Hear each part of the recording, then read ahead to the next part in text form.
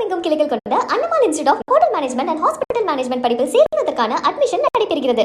விருதுநகர் மாவட்டம் பத்ராயிருப்பு அருகே கடந்த 4 ஆண்டுகளாக மண் எடுக்க அனுமதி தராததால் செங்கல் சூளை தொழில் முடங்கியுள்ளதாக தொழிலாளர்கள் வேதனை தெரிவித்துள்ளனர். மேலகோபாலபுரம் கிராமத்தில் பெரும்பாலான மக்களின் வாழ்வாதாரமாக செங்கல் சூளை தொழில் இருந்து வருகிறது.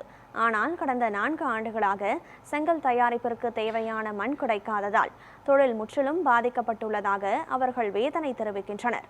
எனவே தமிழக அரசு உடனடியாக தலையிட்டு கண்மாய்களில் மண் எடுக்க அனுமதி வழங்கி செங்கல் சூளை தொழிலை மீண்டும் செயல்படுத்த நடவடிக்கை எடுக்க வேண்டும் என உற்பத்தியாளர்கள் மற்றும் தொழிலாளர்கள் கோரிக்கை விடுத்துள்ளனர்.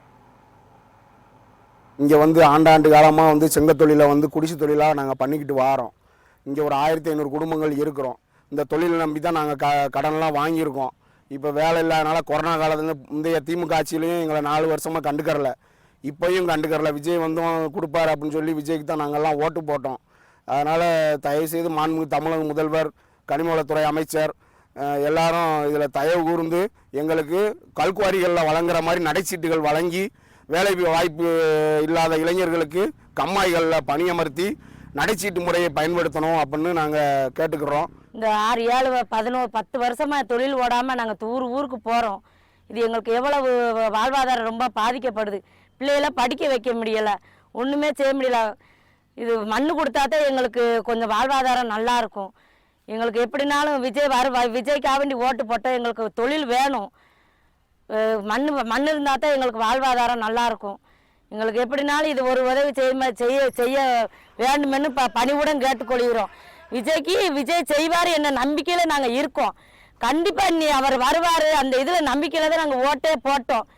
எங்களுடைய வாழ்வாதாரத்துக்கு அவர் தான் பொறுப்பு. கண்டிப்பாக இதை செய்யணும். இங்கே கிட்டத்தட்ட ஒரு 2000 குடும்பம் இருக்கும். அந்த 2000 குடும்பமும் இந்த செங்கச்சூளையை நம்பி தான் இருக்குது.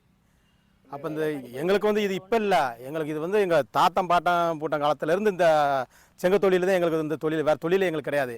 ஆனால் இதை நம்பி இருந்தவங்க இன்றைக்கி வெளியூருக்கு வேலைக்கு போய் 10 பேர் செத்துருக்காங்க.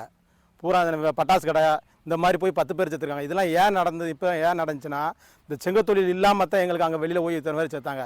இதே இந்த தொழில் எங்களுக்கு எப்பயுமே நடந்துகிட்டே இருந்துச்சுன்னா அவங்க யாருமே செத்துருக்க மாட்டாங்க. அந்த மாதிரிலாம் ஏகப்பட்ட இது நடந்திருக்கு. இந்த தொழிலுக்கு எங்களுக்கு மண் கண்டிப்பாக கொடுத்தாலும், அப்படி கொடுக்கலன்னா இதை விட பெரிய நடவடிக்கை எங்கள் ஊர் மக்கள் மாதிரி அதுக்கு கிடையாது. இந்த விருதுநகர் மாவட்டத்தில் எல்லா இடத்துலையுமே பெரிய தூரத்துக்கு நடவடிக்கை எடுக்க வேண்டியது வரும்.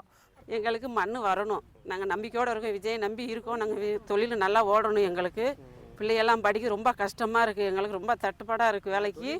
எங்களுக்கு இதை விட்டால் வேறு தொழில் கிடையாது. நாங்கள் ஊர் விட்டு ஊர் போகிறோம், ரொம்ப பஞ்சப்பாடாக இருக்குது எங்களுக்கு பாசு கொடுக்கணும், மண் வேணும். பிள்ளைகளும் படிக்காத நம்பி பொம்பளை வெளியில் போட்டு எங்கேயும் நாங்கள் வேலைக்கு போக முடியல.